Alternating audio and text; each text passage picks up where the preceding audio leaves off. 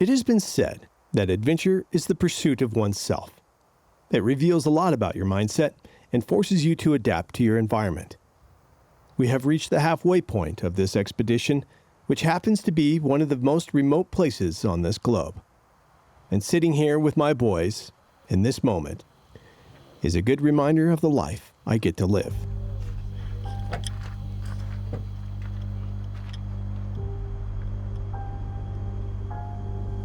This afternoon, we all have one big objective: to get to the bottom of Vanzyls Pass in one piece. This descent is going to be about three main things: descent rate, brakes, and tires. Thank you. Don't want to die today, please. You won't die much. Full life. You won't die lots. I want to go down to see that Land Cruiser. But, No, there's a reason it's down there. yep. It was stripped too. Old tires. It's gone and all that. Long ago. That hand looks dented like crazy. That thing's watched. So now I am nervous. Yeah, don't worry, we got all the stuff on the roof and all that. Helps us. Let the games begin. We're gonna go straight on down. You guys can turn a little bit, driver here. Come on down. Here we go. Action. That's perfect. Now come back a little passenger. There we go. Excellent. Yep, keep coming. That's perfect. Now come back a little passenger. There we go. Excellent.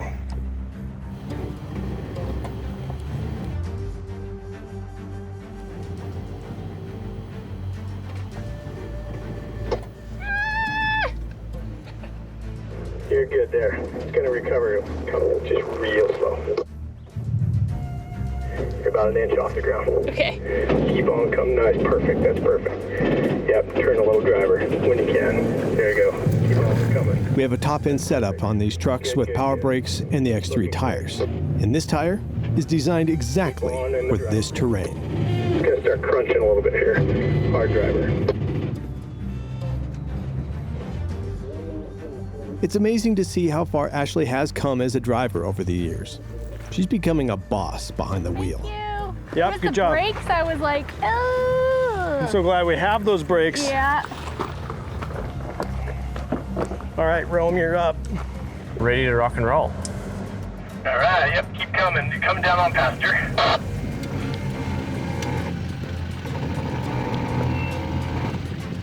Here's a big ledge right here, so we gotta go creep real slow on those brakes. Straighten out. All straight, all straight. There you go, you settled out. Just a little bit further there. Come my way, my way. This way, this way, this way, this way, this way. Now, right. Each truck is unique and needs its own line with its various weights and wheelbases. With two trucks down, Cyrus has the harder task of coming down this with the trailer, which weighs approximately 2,600 pounds and is pushing the Sequoia down the trail.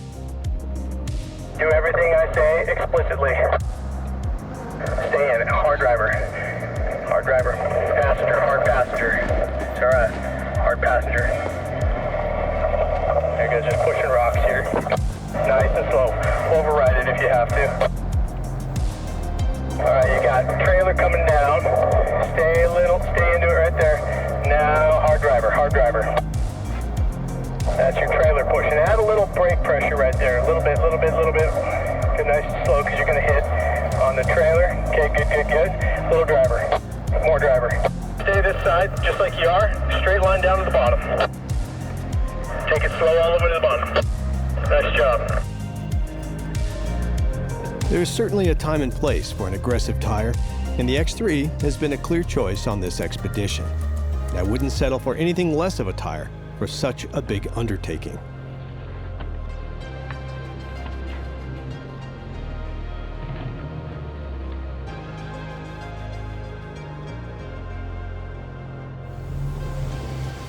XOVERLAND's Africa Expedition is proudly presented by General Tire and the X3 tire. For whatever you do, General Tire delivers. And Season 6 is brought to you by the XOVERLAND Network, proudly supporting the best stories possible for the Overland community. And by our official apparel provider, Vertex.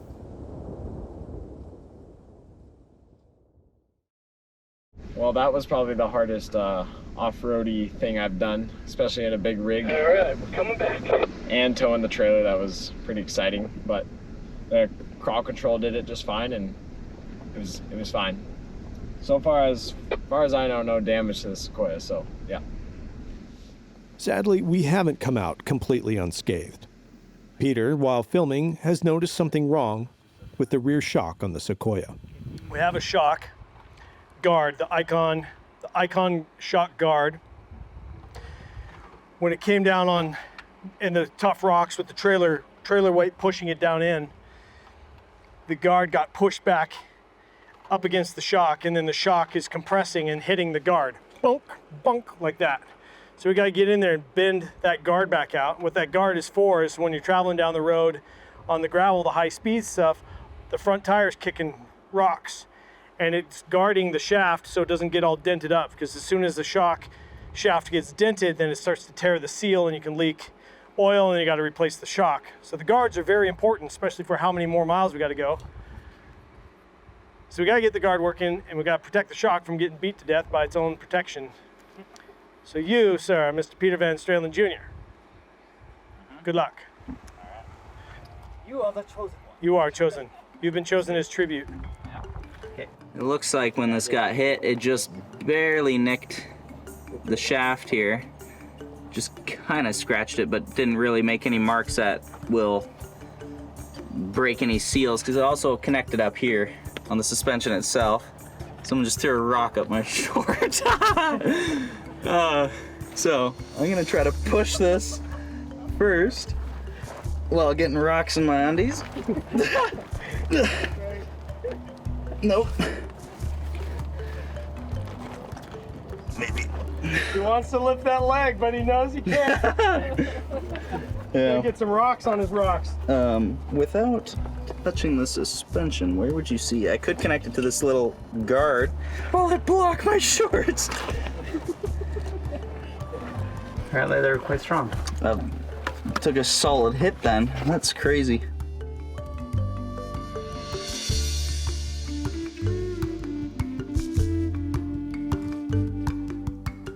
While Peter enjoys the shade under the car, I have the hard job of sheltering Richard from the sun.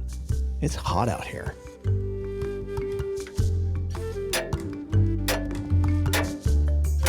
It's probably good. Nice. That'll hold. Let's check it out. Yeah, there's no pulling this. I think it's good. Just some sort of clearance. Yeah, at least a little bit. Perfect. The color good. Let's go. Did the trick, that's for sure. All right. Slide over. All right, the shock shaft guard is repaired. It is. Ant-Bill teamwork. Went well.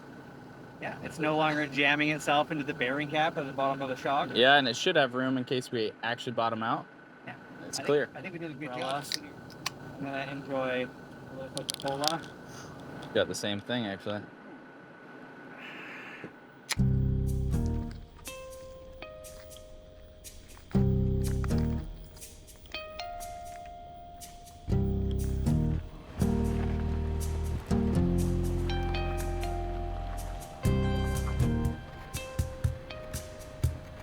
Our pace on the trail has been extremely slow. So slow that a woman bringing her children to the next village is looking to pass us with her donkey.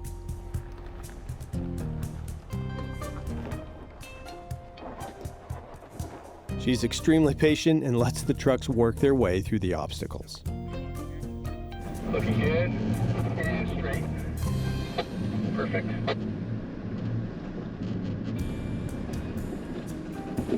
All right, that's Perhaps the donkey is the best overland vehicle. Stay low, driver. Stay this side. You got a big rock right here. Okay. Right there, you are out of the danger zone.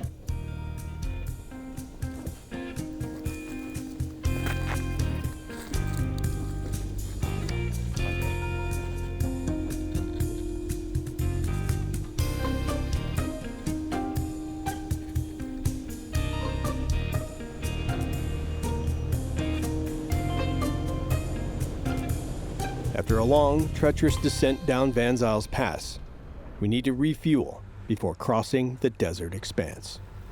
Maybe pull up. Yeah, just come forward a little bit. So the nozzle's right here.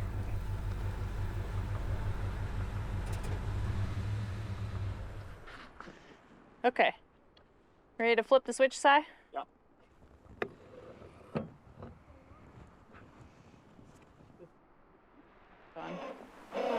The Tacoma and the Tundra had fuel lights on. We just came off of the pass, Vanzyls Pass. It's been a rocky, technical couple days. So we're about to book it to get into camp before dark. So we figured we'd put fuel on now. Gas lights are on, then we can make it the rest of the way to camp and maybe top off the other vehicles that need it there. Well, Sequoia. Yeah, Sequoia and Rome, but Rome's good. And we don't have diesel. It's been a day. Okay, there's 20 gallons, Ash. Thank you. You're welcome. I'm out. Thanks for visiting the fuel stop. Wee wee. The XOVERLAND fuel station.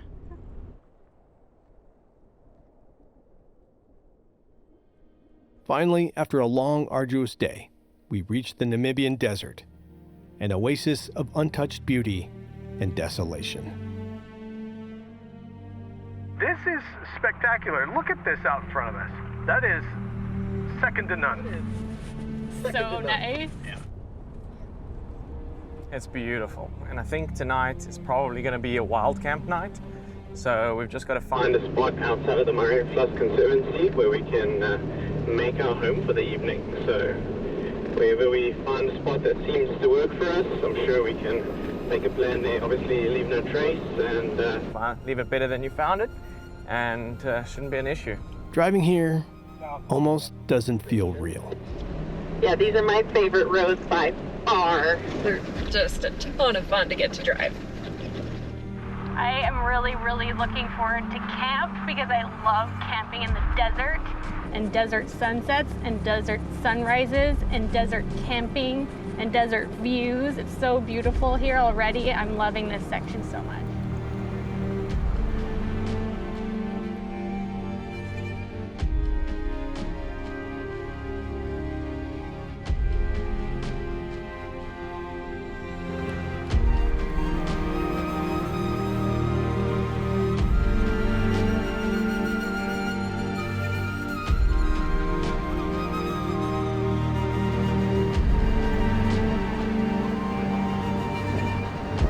We pass a shot-up Land Cruiser, most likely left over from the Namibian War of Independence that lasted between 1966 and 1990. That's great. Yeah, that is awesome.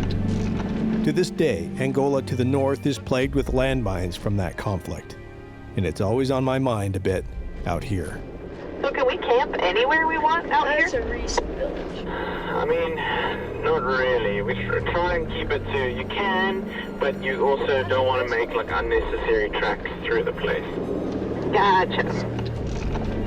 So like this is still a little Himba village and stuff like that, so just want to leave it nice for them. To maintain a lower profile in this vast landscape, we find camp down in a draw where our vehicles will be more hidden using the micro-terrain.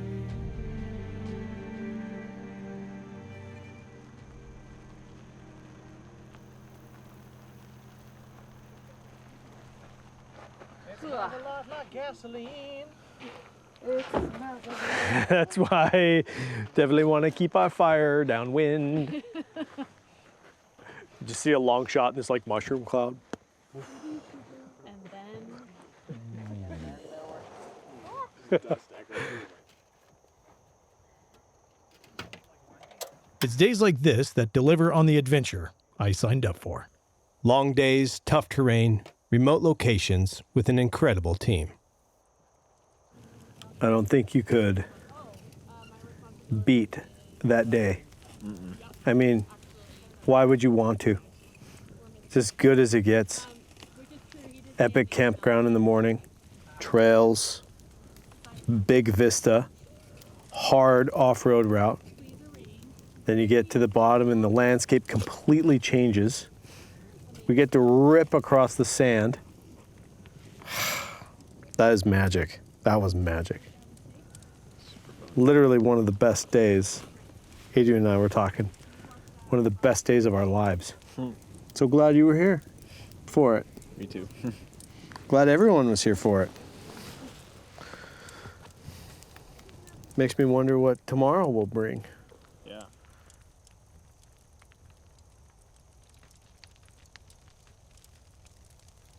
Well, good morning to day 30 of the expedition. It's always a monumental day to hit. For us, this is halfway in our timing. And it makes you say, man, so much stuff happened before, but if all that's happened, I got a whole lot more stuff ahead of me.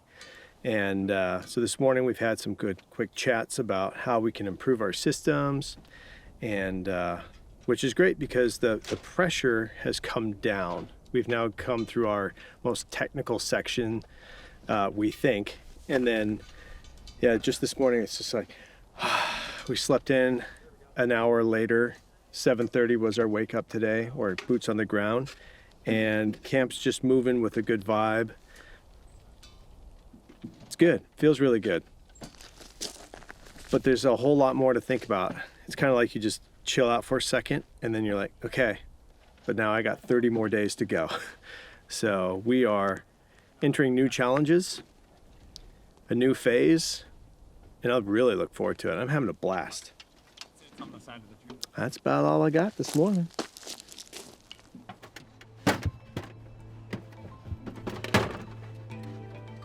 We're starting off the second half of our journey with a game of retracing the steps of the Dutch explorer Vanzyls.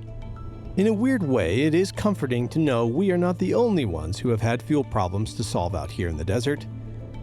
In fact, Vanzyls had a much larger one.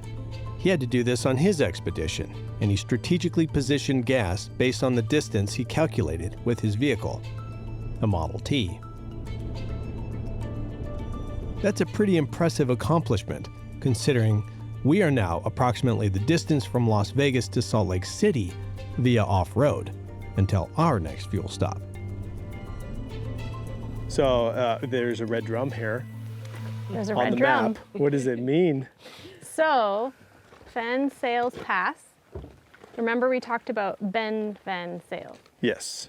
So he put a Caltex drum here to refuel with petrol while he was traveling around in the area. Okay. And then now it has become a marker, a destination marker where the turn is.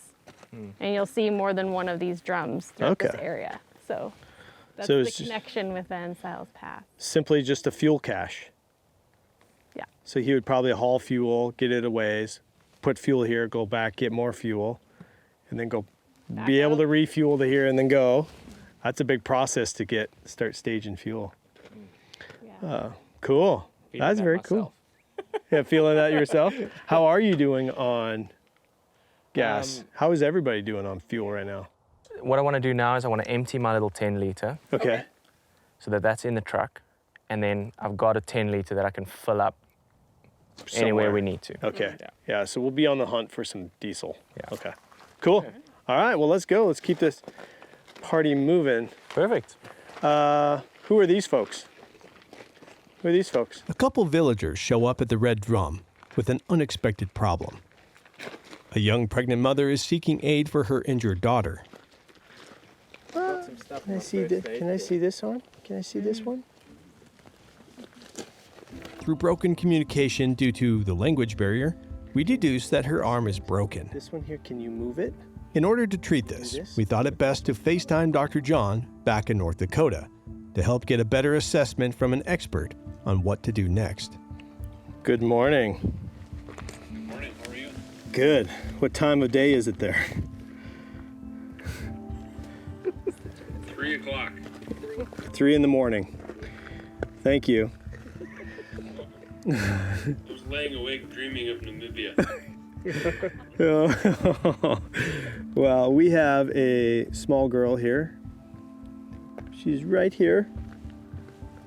And she has, I'm going to flip my monitor around. And this is her arm. And it's been broken for at least 3 days. It's tender here.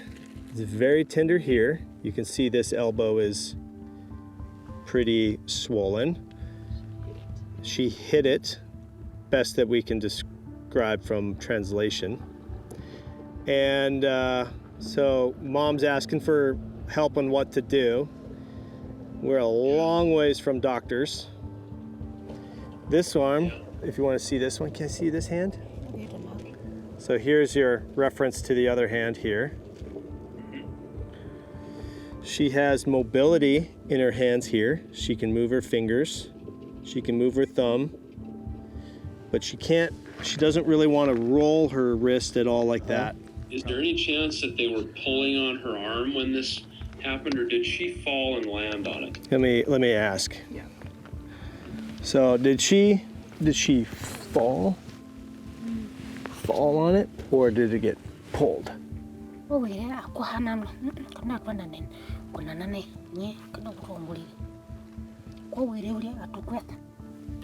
like she hit it. She hit it. She fell on it. It kind of looks like there's a joint diffusion there too around the elbow. Yep. Yeah, and that makes sense. And that thing that she's got on it doesn't look like it's supporting it very well at all, does it? No, and it seems to maybe be the position of comfort that she wants that to be in. She hasn't moved it since we got here. She's just letting it hang there. Yeah. Out there, really, you would treat it just like you would in the ER. Here, you would put a posterior splint on it with a SAM splint. And you would shape the SAM splint into a gutter. That's what gives it the rigidity. Yep. And lay some padding inside of it, and then wrap it around the outside with an ACE wrap, and you should have all that there. Yeah. Yep, we've got it. All right, backcountry medicine coming right up. Thank you, sir. There you go. Yeah. Awesome. Thank you. You sleep tight. Bye. Right after our call with John, a couple folks from the Namibian Conservancy roll through on their monthly route check. English? Yeah? Do you speak? Yeah, can you help us? Morning. Good, how are you? Would you be able to translate from her what happened here? Yeah, no, I will. Yeah, it'd be great. Oh, he fell down and twisted. Fell down and twisted? Yeah. Okay. How many days ago? No, almost a week. Almost a week. Okay, cut this. With a clear confirmation from a translator, we proceed forward with John's diagnosis suggestion for a solution which works perfectly and will allow the arm to heal correctly over time. And we're going to put this arm in this splint. Okay. And through this translator, we learn that this girl sadly fell off a donkey 5 days ago. Good job. I wish we had a little sucker for her, actually. Yeah. Maybe she can stand now. Yeah. Can you stand? I'll hold her arm. Yeah. Bringing her to a clinic is not an option, as the nearest one is 600 kilometers away. And once we would deliver them, they would have no way to get back to their village other than to walk. And I estimate that would take them 12 days. You are very brave. You are very strong and tough. You good? Is that better? Yeah. That's a good smile. Yeah. That's a chocolate. Yeah. Chocolate. Dr. John says, looks great. Could not have done it better myself. A lot of the time we carry this medical stuff for ourselves, but Sometimes you run across someone else in need and are able to provide help. How did you say goodbye? I forget. Naz?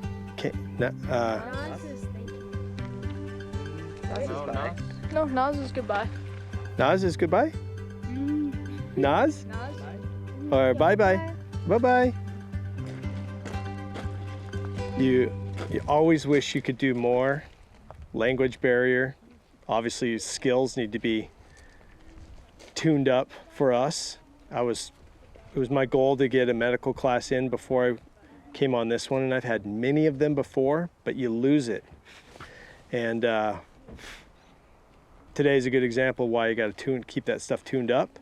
But we were able to do it thanks to technology, being able to teleconference with John, get a good assessment, make sure that we're not causing further harm, and making someone feel better. That's a win-win. And we'll go get tuned up on our skills on slings and splints, which is no big deal. Yeah? Cool. So press on with our day right there. Hopefully they have a better one. As an overlander, it's important that you go and get training. That way, all of us can be assets in the field. This has been a good start to the day with being able to help someone in need and finding Vanzyls' first landmark. Now it's time to find a second one. Now I'm assuming old Ben Vanzyls,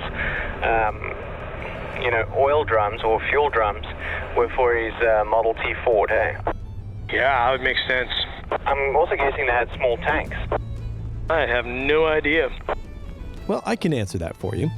A Model T Ford had a 10-gallon tank mounted under the seat. Expedition medics, could have used them a minute ago. Yeah. It's a bit dusty. Mom! Lots of Africa. I'm in Namibia. Hey, Mom, look, I'm on TV. Mom! Where do you think we should put this guy? Here we go. This one is pretty much gone. These are gone. Yeah, put there, right there. Right here.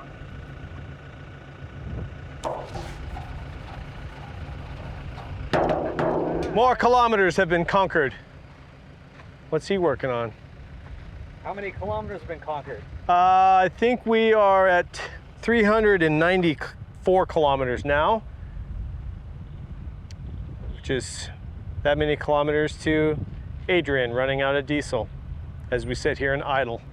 So we shouldn't be stopping very much and idling. That's just killing our chances of success. And we're also looking for these men called the lost men of the lone men. So in this area, there's all these little statues that it's kind of like desert art that have been put out. There's many of them, 20, 30, 40 of them, that are all in these different crazy positions, and none of them are marked. People keep them off. The coordinates are not located or recorded.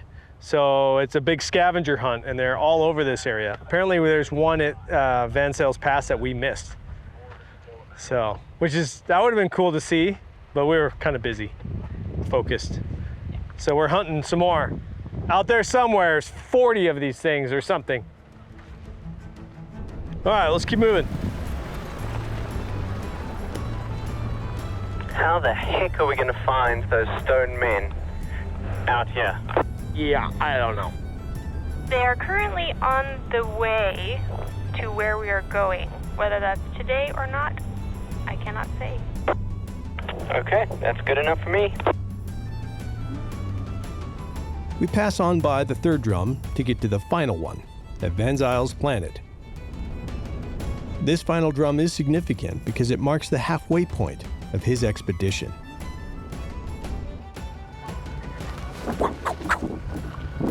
Like swords.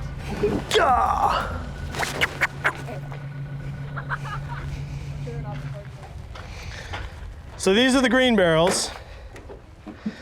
Green barrels are significant. Do you know why these green barrels are significant? The person that left them. Well, this is Vanzyls left these here, right? When he had his Model T, and he was driving across this in his Model T. Do you know what a Model T is? A Model T is one of the original cars by Ford, okay? And people all over the world, once they got cars, they started to drive and explore, right? Well, some of these people, like Vanzyls, decided I'm gonna go trek and go see some stuff and start exploring, right? Well, he stored these barrels here at one point so he could refuel his Model T and keep going, right? But what's significant for us is that he is halfway towards if he's gonna run out of fuel or not. The original green drums have rusted away, so these look like new ones that were placed. You can see each one's got a plaque. So that one was placed in 2008, and I'm not too sure, that one's 2004. So it's 20 years old almost. Yeah, so that's been a while, and then obviously a good old trusty plastic drum, which I'm not too sure when that was put in. But, oh, there's a little book to sign. Yeah. Is it? Yeah. People leave stuff in there. Here's a USB-C cable in case you need it. We gotta do that. Is there something we could leave for the next guy here? Sticker? It's like an RC trailer. There's a Birkenstock. Is it one Birkenstock? Some shirt. An Africa patch? Yeah, we should leave an Africa patch in there. A lighter, a Sprite. Dear visitor, don't take away this book from Grom, please. Leave your name and date of your, and it's gone. That thing. Oh. Perfectly good. Wait, what am I saying? A brandy and a Sprite. And, here. They spelled December with an S. Yeah. Enjoy. What is it, bourbon or whiskey? Enjoy the brandy.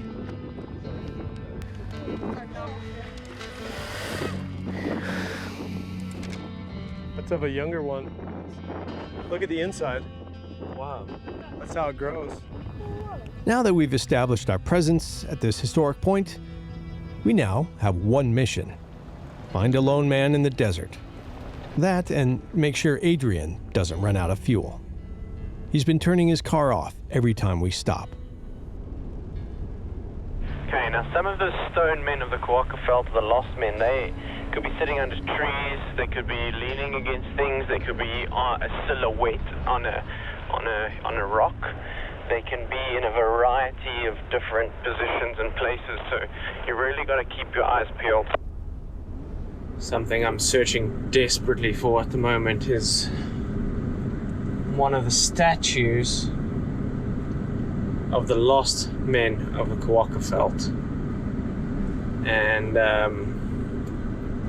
it's a big one to try and find. And some of these areas we're driving through right now look familiar. They look similar to some of those spots and some of the photos that I've seen. So I'm keeping my eyes peeled because for me, I really dig that concept. I really like it. I think there's a lot of people who empathize with desert spaces and the feeling it gives you of being really tiny in a massive open landscape.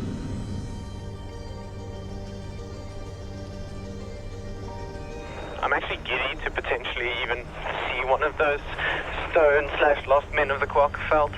I'm like, I can't believe I'm here, and that's even an option right now. Yeah, it's awesome.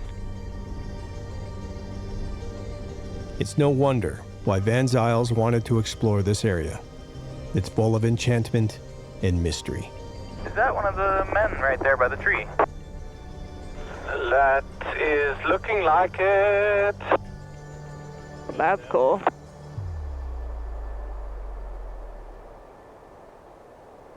The lone men of Kwakwaland are sculptures all over this desert that are open for interpretation by the travelers passing through. The creator is unknown.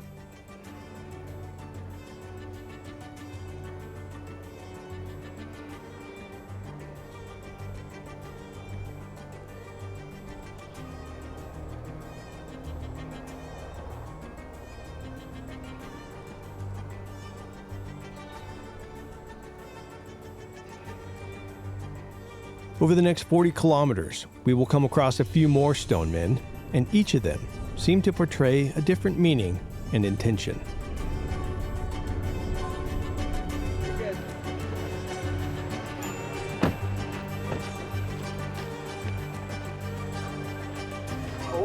The first one. This is So number we need 8. to go shake. Does that mean that number 1 also, you would shake the hand of number 1? Yes. Pleasure to meet you, sir. Here, wow.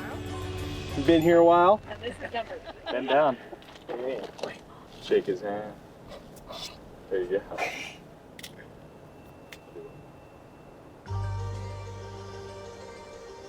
So that was pretty epically good. Yeah, that was a special one that I've been dreaming of actually getting a photograph of one of those lonely men of the Kwakafelt for many years. There's something about that one sitting there by the tree in the middle of nowhere. It's the feeling of extreme loneliness.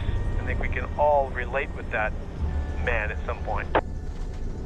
Absolutely, and I think there's also like something about myself that I love running out into the desert, to feel that loneliness, because it's a powerful motivator as well to remind you how important family is and friends, and that those relationships are nothing to be scoffed at and they're actually to be cherished. Great assessment, I agree. I'm just loving this right now. I wish I brought another 40 liters of diesel at least. As we hurry to make camp before dark, I have come across a small leak in the rear tire of the Sequoia. I stepped out a second ago and I heard it. Ooh. The valve? Oh no. There it is. There it is. Need a plug. Sai. Yeah. Can you hop in and just roll forward? We'll put this at the top. It's probably just it's a slight split. Oh, yeah. Keep coming. A little more. Right there.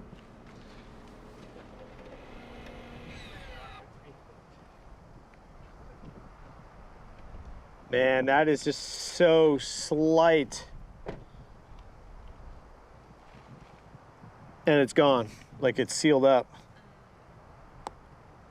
And if you could just put a bit of that glue in. Dude, yeah, let's just put a little glue in. That's a good idea. Doing a lot of first aid today. But yeah, that little piece of glue and a little hardener. If this doesn't work, then I'll spray this down and then actually put a real thing on it. And I'm not gonna put a spare tire on it because it's so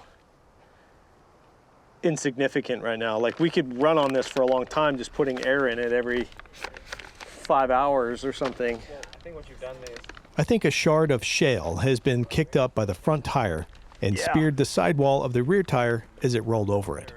This is a phenomenon we have been warned about out here, and it has become a reality.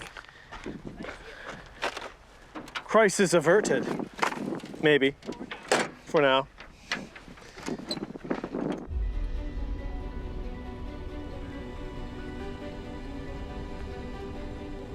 Today has been a day of so much fun as we travel through a rather uncharted, lonely territory. Yet the mystery is driving us to a new level of anticipation of the days ahead. Come on back.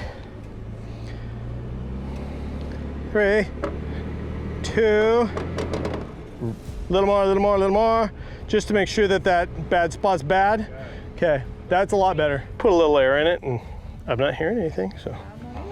I mean, what could go wrong? Ready to pop tents? Tire's holding pressure. Tire is holding pressure, though we've done a great job of placing the damaged part of the tire directly in harm's way. But we are feeling dangerous and adventurous right now. And we're gonna see if that glue holds through the night. How was your day today, Adrian? Richard, my day today was absolutely fantastic.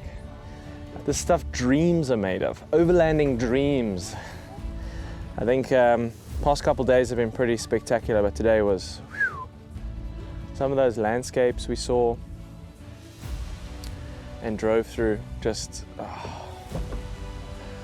yeah, it's been a long time coming, but absolutely worth every little second. And I think I was watching YouTube videos of this area 6 years ago, and looking at a place, I was like, wow, that would be so amazing to go there one day, but I just don't know if I'll be able to do it. And year after year, you work on your vehicle, you maybe change your vehicle, you do some mods, you do some things, and all of a sudden you blink and the opportunity is there before you.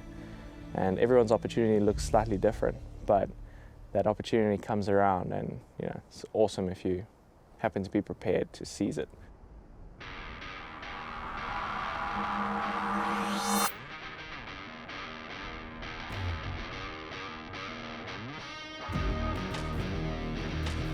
These next days are going to be intense.